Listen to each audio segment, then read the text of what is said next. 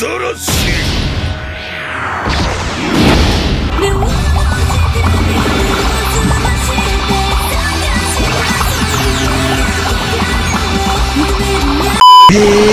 sama God. Hello One Piece Mania. Kali ini kita akan membahas satu hal yang mungkin tidak banyak channel lain bahas. Kita akan membahas salah satu supernova yang sepertinya dianggap remeh di kalangan OP lovers semua tentunya. Dia adalah sang biksu Urouge.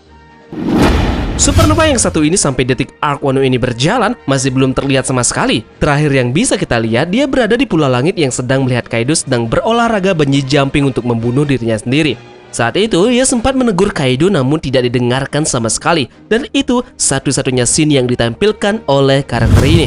Nah, pada video Tamogan kali ini, kita akan membahas mengenai masa lalu dari Urouge beserta dengan kekuatan dan potensinya di masa depan dalam alur cerita One Piece. Namun sebelum itu, seperti biasa, bantu Tamagon untuk membangun channel ini agar lebih berkembang ya, dengan cara padamkan tombol merahnya, dan jangan lupa kalian bunyikan lonceng notifikasinya, oke? Oke, jadi persiapkan diri kalian, dan langsung saja tarik jangkar dan mari kita berlayar.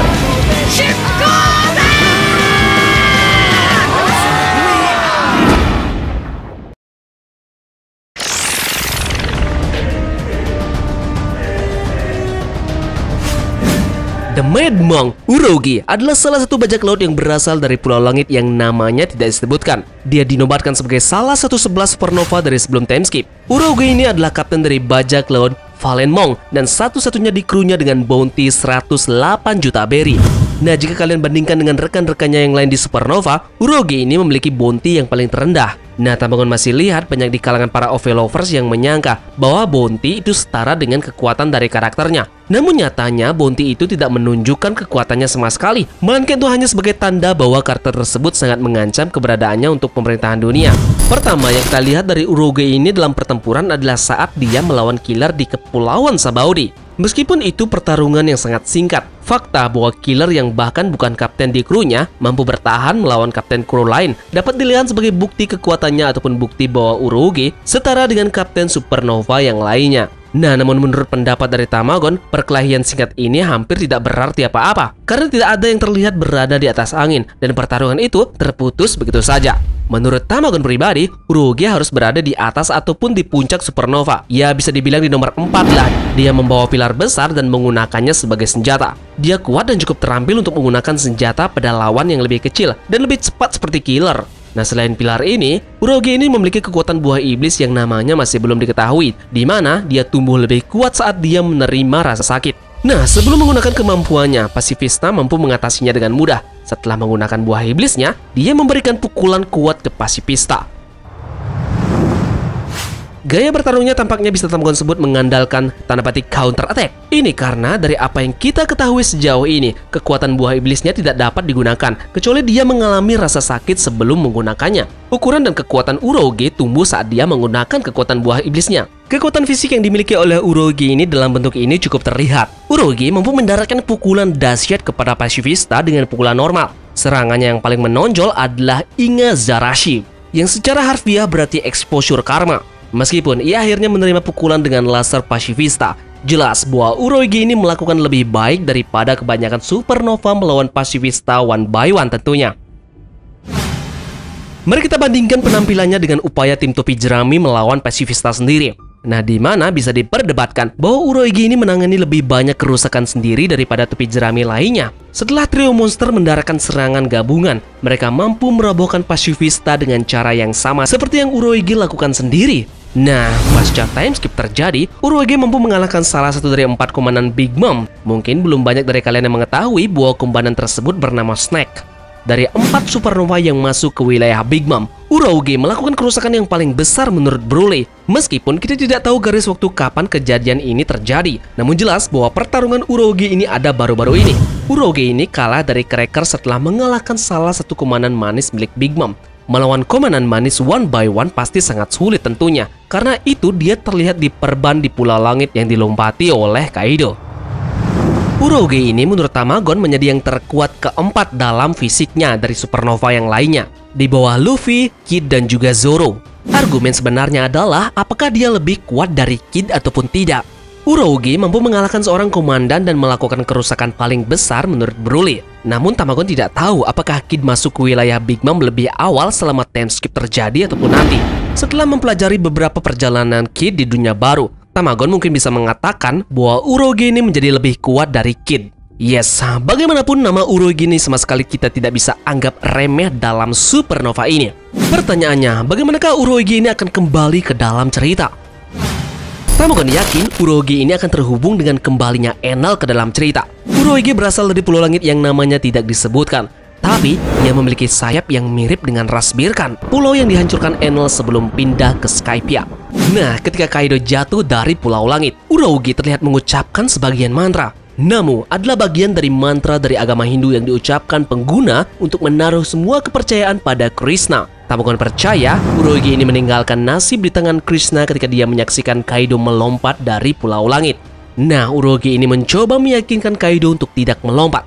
Tapi karena dia serius, Urouge ini menyerahkan sisanya kepada Krishna. Anehnya, ketika Kaido mendarat di pulau di bawahnya, dia mengalahkan Kapten Kid. Nah, jadi Tamagon bisa berspekulasi dan percaya bahwa nyanyian Urouge memberinya keberuntungan karena salah satu rivalnya disingkirkan.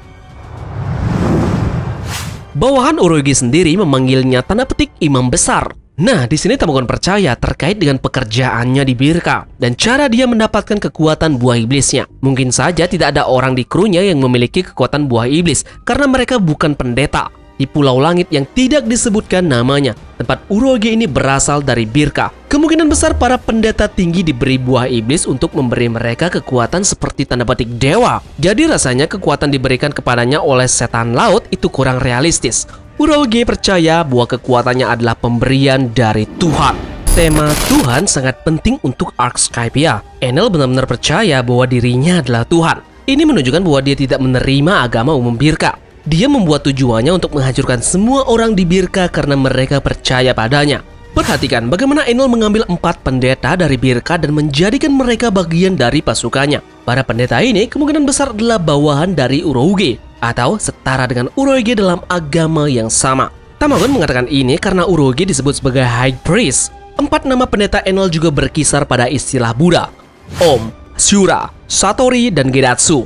Para pendeta ini kemungkinan besar meninggalkan kepercayaan mereka dan memilih untuk mengikuti Enel karena mereka melihatnya sebagai Tuhan yang paling benar. Urouge selalu terlihat tersenyum. Apakah ini karena dia hidup tanpa beban? Sepertinya apapun yang terjadi, Urouge ini percaya bahwa Tuhannya akan memberikan sesuatu sehingga dia tidak takut mati. Kekuatan dan serangan buah iblis mirip Urouge sendiri berputar di sekitar tema tanda petik karma. Biksu gila berada di jalan yang dia yakini akan menuntunnya menuju kekuasaan dan mempersiapkannya untuk kembalinya Enel, di mana dia akan melawan Enel dan membalaskan budi tentunya melalui karma atas apa yang dia lakukan pada Birka. Jadi Tamagon rasa kekuatan yang dimiliki oleh Urouge ini pasca time skip terjadi sangat besar, bahkan akan menempati posisi keempat dalam susunan keanggotaan dari Supernova.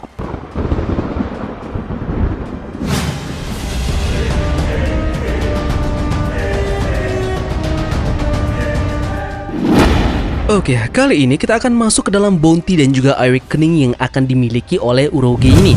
Berbicara mengenai bounty yang dia miliki, terakhir yang kita ketahui bounty dari Urouge ini di angka 108 juta berry. Ini adalah bounty sebelum time skip terjadi, tepatnya kita mengetahui ini di Kepulauan Sambaudi.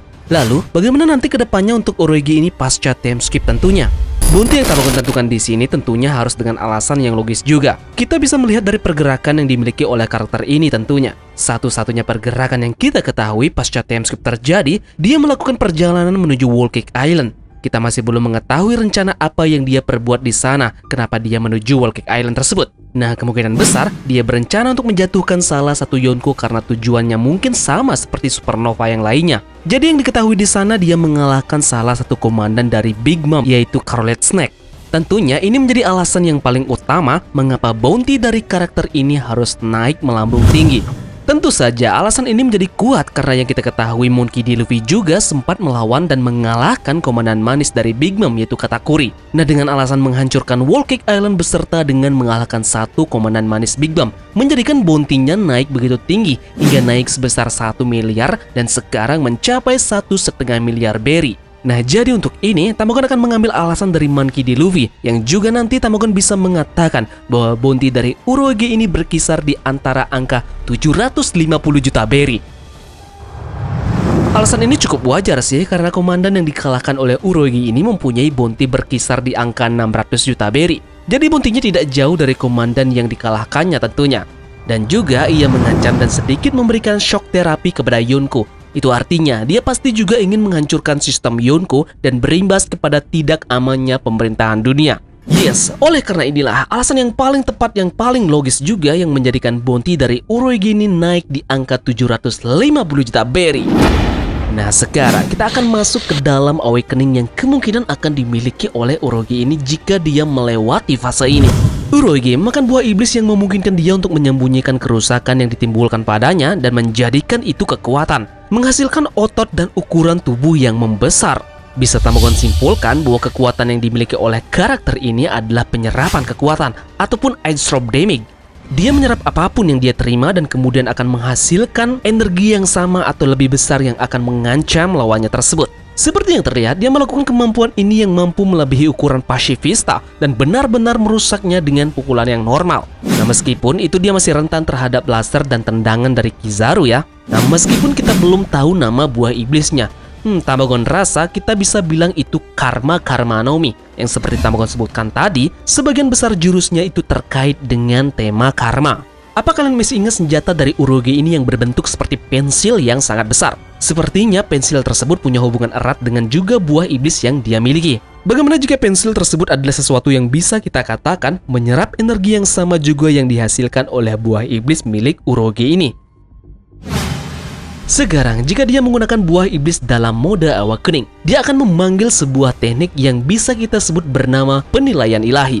Ini mengacu pada latar belakang di Skypiea. Ini akan terlibat penerapan karma ke dalam lingkungan sekitarnya dan mampu berubah tergantung pada kekuatan dan kemampuan lawannya ini.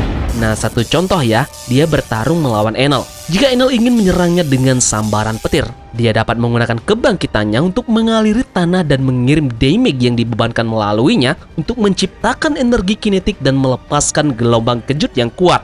Jadi intinya dia bisa menyalurkan damage yang dibebankan kepadanya kepada alat ataupun elemen-elemen yang berada dalam lingkup ruang pertarungannya. Nah, jadi yang Tamagon maksud adalah bukan hanya tubuhnya saja yang mempunyai airdrop damage ini, melainkan area di sekitar pertempurannya tersebut. Jadi, Uroge ini memiliki kemampuan buah iblis untuk memberlakukan karma terhadap lawannya. Dia bisa meniru kekuatan mereka dan mengembalikan kerusakan menggunakan tinjunya atau pilar besi yang dia miliki. Awakeningnya pun bisa melangkah lebih jauh karena mengembalikan kerusakan menggunakan apapun yang ada di sekitar area pertarungannya. Overall, jika dia menguasai teknik ini, maka lagi-lagi kekuatan fisiknya tidak ada yang menandingi dan sangat akan sulit untuk dikalahkan. Yos, jadi inilah awakening dari The Mad Monk Uroge.